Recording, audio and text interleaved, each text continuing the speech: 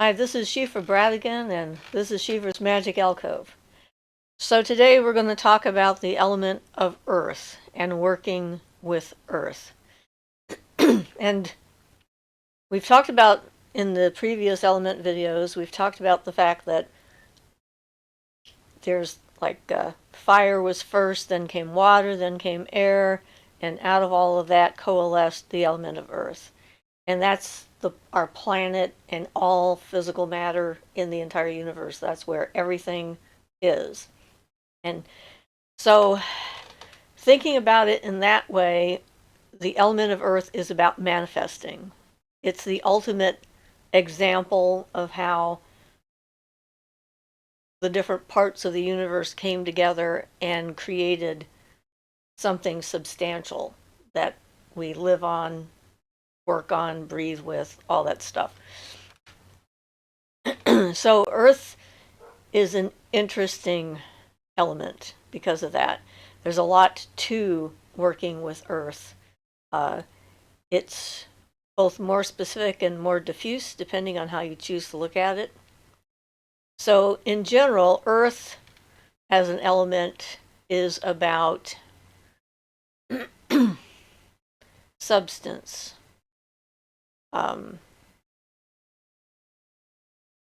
It's both the life and everything that we see that's on our planet is all a part of the Earth, is also part of the Earth element as manifested reality. But it's also about the darkness and death. It's like the cycles of life and rebirth are very much a part of the Earth element. The other elements have their place and what they're doing and that kind of thing, but Earth is hard to describe. It's bigger. There's more of it. And when we talk about grounding, one of the things we're doing in grounding is to connect ourselves to our Earth, to the planet itself, as a representation of the manifestation of the element of Earth. Even though the Earth as a planet contains all the other elements, it's like the end result of all of those things working together. So the gods and goddesses that are associated with the element of Earth are both the life affirming goddesses and gods and the death gods and goddesses. So, for example, I associate Kali and Anubis with the element of Earth in the direction of the north. I guess this is a combination of not just the Earth as an element, but also my associations of the direction that the element belongs in. So I guess they kind of blend together in my head and trying to figure out how to separate out the different strands of that. But using Earth, literally speaking, in magic, the kinds of magic that it has to do with are bindings, things that contain, because Earth's attributes are heavy and dark in that sense.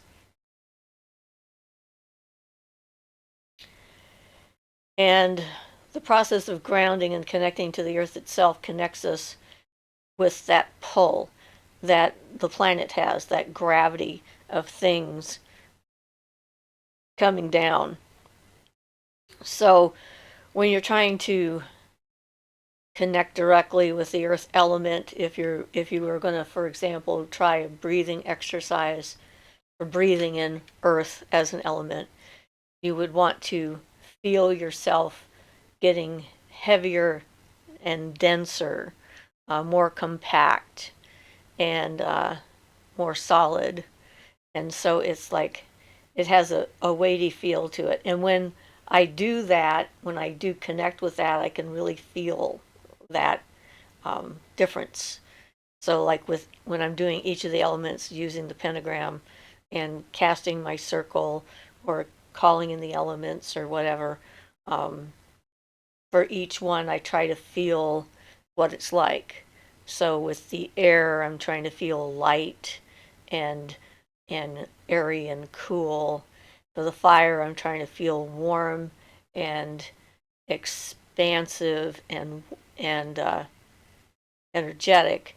For the water, I'm trying to feel cold and compressed, um, or wanting to collect down. And then for the earth, it's heavy and often dark. So with earth being associated for me with winter time and that kind of stuff, that's where the concept of the cycles of life, birth, death, going around in a cycle all the time, and earth is the holding place. It's kind of where things stay to come up later in the spring or in another season or whatever. And earth is good for cleansing. Earth is healing. In that little one of the songs that Starhawk's group did, that's become pretty popular. Air moves us, fire transforms us, water shapes us, earth heals us. And so earth is also about that nurturing, healing energy. So the things that you would focus your magic on by using the earth are letting go of things, giving things back to the earth to allow them to be transformed. So it's also about a different type of transformation. It's breaking down things to their elemental components and then putting them back together as something completely different. So you could, let's see, some of the things like that people do if you're trying to get rid of something, you can bury it. And, that's what we do. When things have fulfilled their use, are no longer useful, or we want them to be changed into something else, putting them in the ground is one way of doing that. So obvious, like if you're planting seeds in the ground, you're putting potential. The seed of whatever it is you're planting is that potential for what it could be. It's like the seed itself has got the plan inside of it. It's diagram, whatever. I'm not getting the words I want today, but that's okay. Blueprint, that was the word I was looking for. It has its blueprint for what it can be, and then by burying it in the earth and in the dark and leaving it there, then something happens inside of it, and suddenly it can use that blueprint and become something else. And so that's the kind of magic that you would do using earth.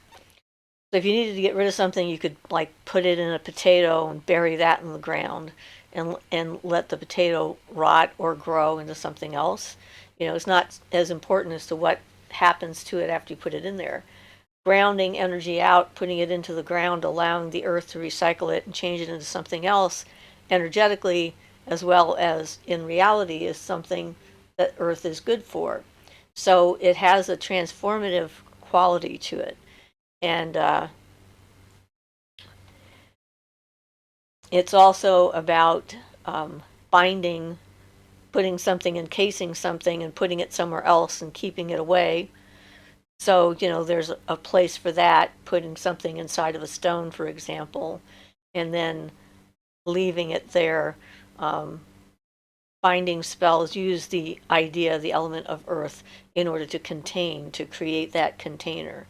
Because air isn't a container. You can't make anything to contain air. You can disperse things with it.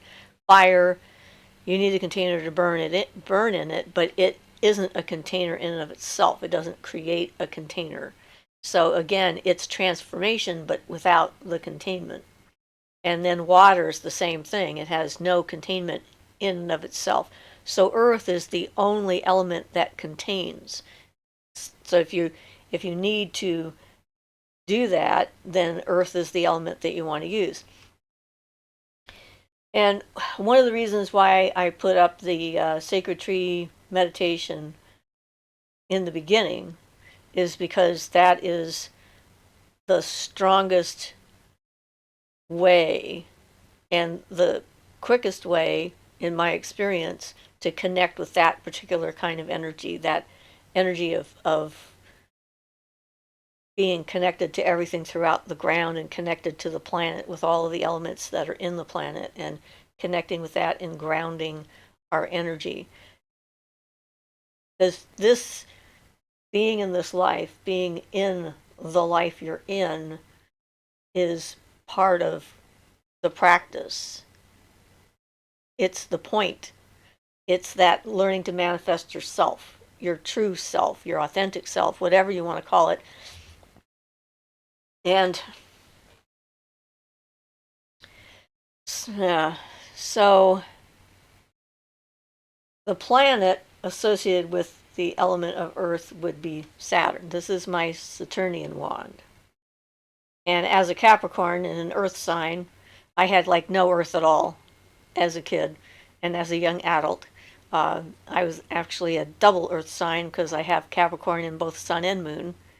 And so I know from personal experience that the sign you're in doesn't necessarily relate to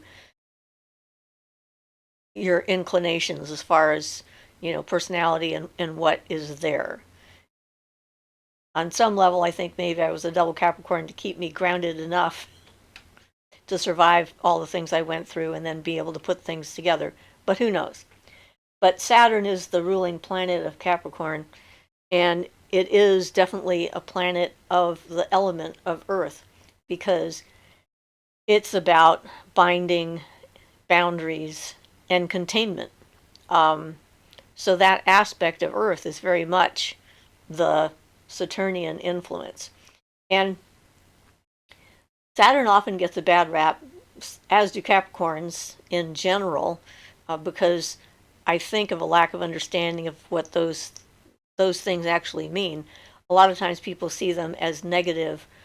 They see containment as blocking, and binding again as like restriction, karma as punishment. And in reality, in my reality, it's not about that at all. It's about natural consequences that arise out of actions. So if I'm using a shovel and I'm digging a hole, my hole is going to get deeper quicker than if I use a stick or a rock to dig the same hole. It's a matter of approach, and understanding of what you're doing, so what you want to accomplish and how you want to get there. So the idea of boundaries is one that goes way back. Native Americans that I've met have the law of limitations. They talk about the law of limitations. And the law of limitations is there to keep things in check. Without the law of limitation, trees would grow to the moon and consume the earth, and that would be the end of everything. So without limits, certain kinds of limits, there's no potential for balance. There's no way to change, recycle, reuse, which is the birth, life, death, entire process of life itself. And, that's what we're all about. So even though on one level one could see that as a restriction, on another level it just makes sense. So if you don't have delineated edges, you don't know where you begin and end and where someone else begins and end. So, without that understanding and comprehension, there's no way to compare things, I guess. If there are no boundaries and everything is just everything, then how can you interact? how can you affect, how can you change or transform something? If everything is already everything, there is nothing to do, there's no way to do it. So Earth gives us that opportunity to define those parameters and those boundaries to make it possible for us to exchange this thing for that thing, or transform this thing into this other thing. Yeah, it's interesting. So the kinds of, like I said already, the kinds of spell work you might do would be binding and unbinding, both. I mean, both of those would be the element of earth because they both have to do with boundaries. Anything that has to do with defining the state of something can be done using the element of earth to accomplish it. So, like on the hex video that we did, or hex spell breaking kind of thing, the idea of naming something like a poppet of yourself, naming it you and burying it in order to avoid a curse or a hex or bad wishes or bad energy or whatever. So it becomes a replacement for you, and then all that energy goes to that thing. The universe says, "Oh, that's you. This isn't you. This is a new you. This is an old you, and the old you is the one who had that thing done. So there you go. You're using the old you." Or to contain and ground out in energy and keep it from escaping, to keep it from getting loose, like I did when I was given that task to do, when I did the healing on the ley line, and then had to help stop that evil knife, whatever, from getting loose, and definitely used the earth to do that with, and buried the knife that was named the knife that was attached to the knife. It's like a whole thing that I did. But that would be an example of using earth as well, because burying it in the ground. So the ground is kind of like a catalyst, which is one of the reasons why the cauldron is often associated with the element of earth, is because it has that womb-like quality to it, the darkness, the potential, the seed in the dark waiting to become whatever it is and come to fruition and come back out into the light. So anything that you do that relates to that is going to be using earth to work with. So grounding yourself is a way to connect you to that energy, to that ability, to that power. And like I said at the beginning, earth is about manifestation.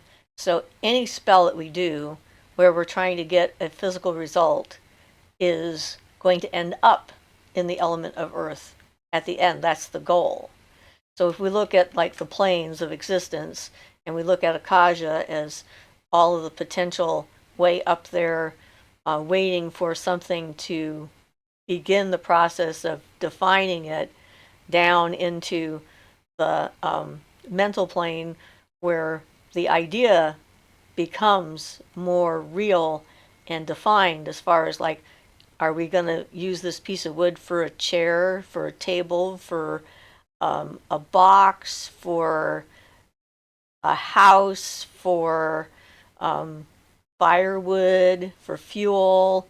It's like we have this thing, but we could do a lot of different things with it, down into the astral plane, where we feel like, what does this piece of wood feel like? Does it want to be a leg, or a chair, or a table, or firewood, or a house, or just left on the ground to go back to nature, down to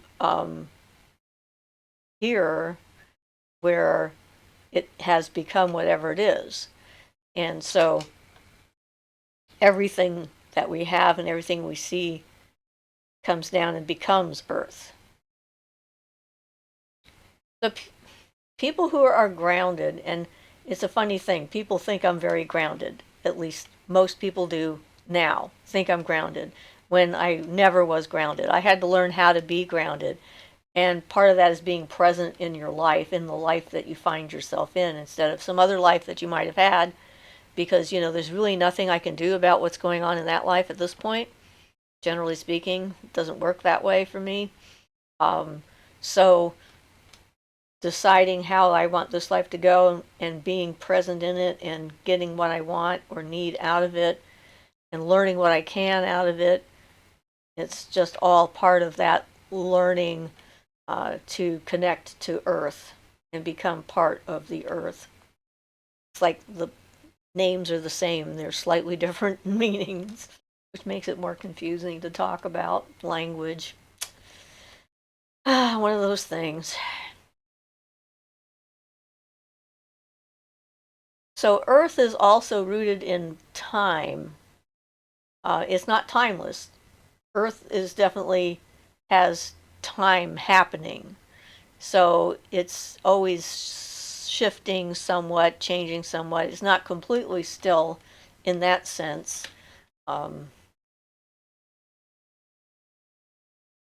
Healing spells use Earth in order to transform things, as well as healing abilities. I mean,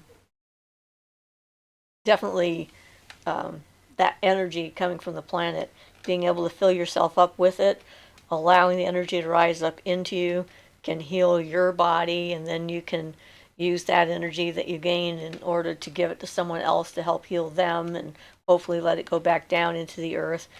In different videos, we've talked about that process, like I use in my office, where I pull energy up from my feet and up into my body and sometimes down from out from the air, but it's still kind of, life force, earth life force kind of stuff. And then put that into the client and then let clients' illnesses or pain or whatever they're working on go back down into the earth in order to purify and become different things and more useful to the planet and the person, and then come back up again. And that way I'm not using all of my own energy, I'm using universal energy, energy that's freely available for anything and everything that exists on our planet. Like the energy is there for anybody. People who can't access it is because they either choose not to or have been injured in such a way that they don't know how. And that can happen with like childhood abuse and stuff like that. So trying to think about other ways to explain all of that. So since Earth is about becoming and defining, I mean, you can't have it, you've got trees, right? But you've got thousands of different kinds of trees. You don't have just one tree or one kind of tree. Although long ago, most trees were yew trees, which I thought was kind of fascinating, but not the case anymore. So every tree out there, even though there are similarities between the trees in their function, the way they work and stuff, having roots and bark and the different capillary type of systems that plants and trees have, and leaves and branches and that kind of thing. They're all uniquely different. They have different textures, different densities, different smells, different purposes. Some make fruit, some don't. Some make nuts, some don't. It's like there's a huge variety out there. And the only reason that there is such a huge variety is because they've been defined. They're specific. They exist because of the fact that they have been defined as what they are. And that potential that's in their seed is the same for them. Like, if you took a seed from one plant and put it in the ground, you wouldn't expect it to grow into a different plant. It would always be the same plant because the blueprint is the same. It's like that's the language of definition. And I guess in a way our DNA, human DNA, is similar in that sense. So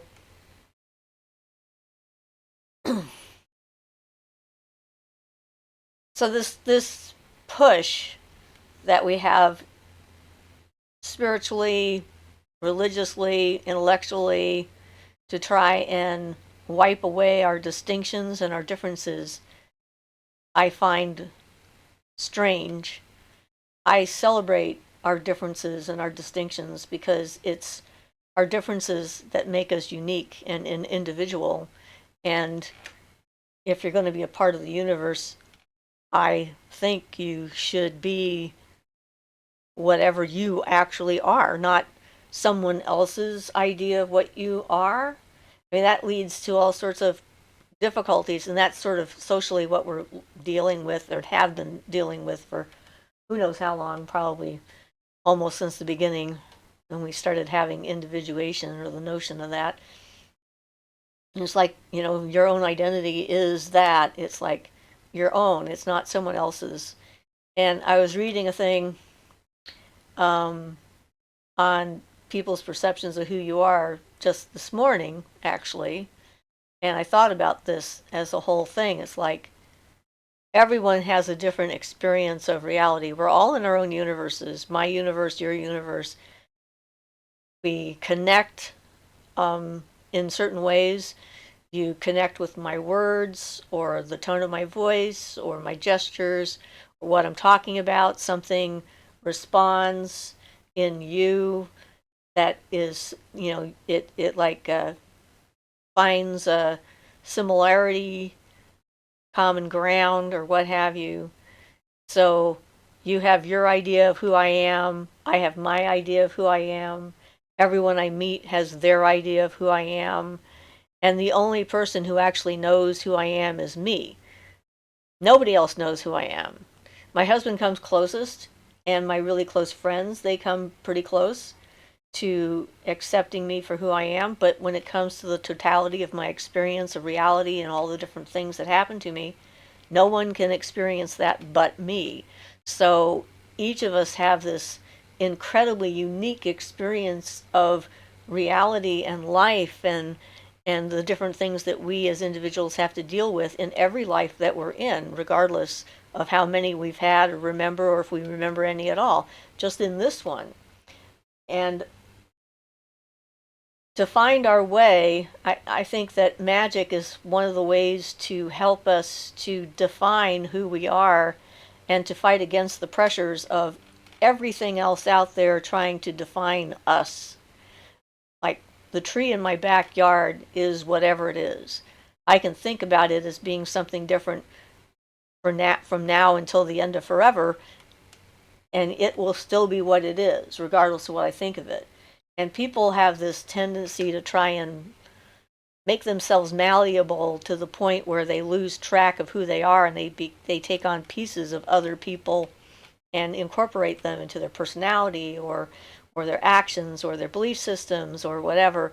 And then we become these muddy messes of, undefined stuff. And we don't know who we are anymore because we're trying to figure out who other people want us to be, or who other people think we are, or what society wants us to be, and all this other stuff. And so being a pagan and doing like shadow work, self-definition kinds of work, is a way for us to come back to ourselves and then make a choice about who and what we are. And there's so many different kinds of us. I mean, really. I'm not talking about races or skin color or anything like that, just different ways of perceiving the universe and interacting with the universe. There's a lot of different ways that we can do that. And so the tool of Earth is the pentagram, which is interesting. And it took me a long time to understand why the pentagram was the tool of Earth, but that's back to the beginning, because the element of Earth is about manifestation, and the pentagram is about the process of all of the elements that are involved in creating physical reality and manifesting it into what we have. So, yeah. So we did a long video on, diving deep into the pentagram and, what it represents and how we use it and so forth. You can watch that video for more information on the pentagram itself. But as a basic thing, the let's see, what do they call it?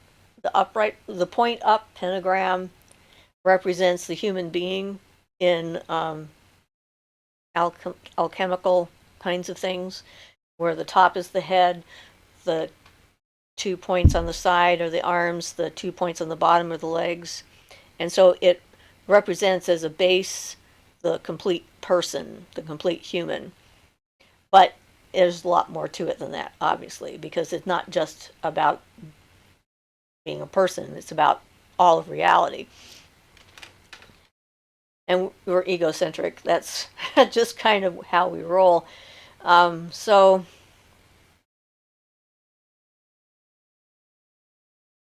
if you're trying to use the earth itself or the earth element for spell work, we usually go to like dirt or salt as the thing that we use to represent the earth. Salt is definitely something that comes from the earth as an element. It's preserving, protective, kills, it's antiseptic, and so it has a purity to it. As far as it goes, there's not anything really that lives in salt that I know of. So it's got, it's kind of like a purified form of that. And of course, soil itself is earth in its form that we can work with, plant things in, etc., etc. So, yeah. So hopefully this has given you some ideas and notions about how to use earth in your magic. With binding, obviously, things that tighten up around and compress things like the earth does with, gravity would be part of the binding, and unbinding would be cutting those cords away and releasing them and letting them go to wherever they came from or be transformed into something else. But really, living up north, in the woods with all the animals and the life around me was very helpful for me connecting to the idea of being grounded and being in my life. So I guess the New Age slash neo-pagan slash um,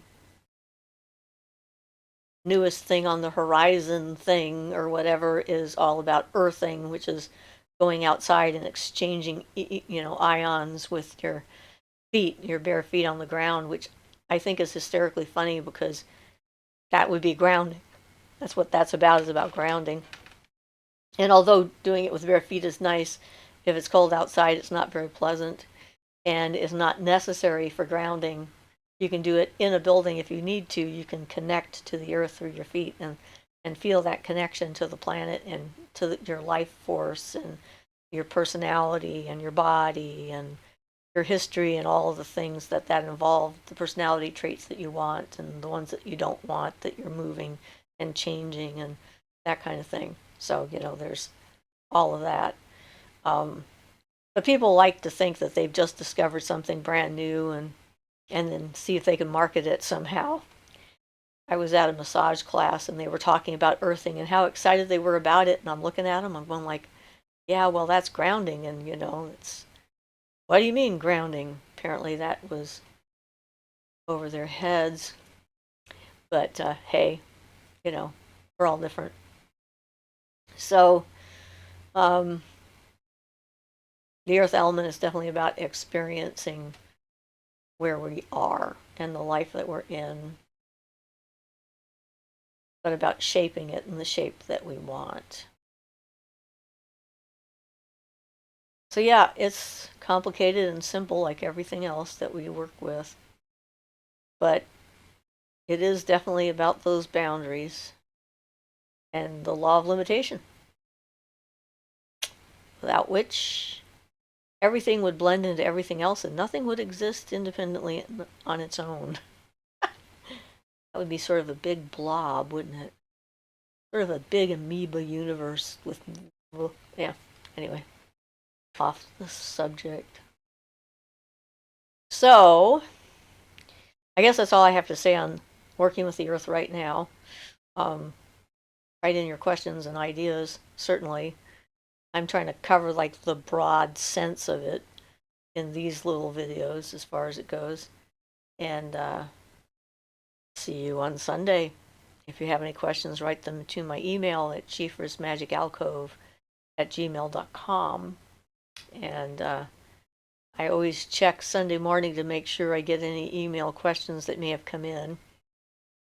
And for those of you who are on my Siofra Facebook page, you can always send me a PM if you want to, and that's fine. I'm not always as good about checking that because then I have to log in and all this other stuff with my Gmail. It's just like right there. So it makes it simpler. But hey, whatever works. And so have fun defining yourself with Earth and becoming the best version of you that you want to be, whatever that is. So this has been Siofra's Magic Alcove, and this is Siofra Bradigan. Blessed be.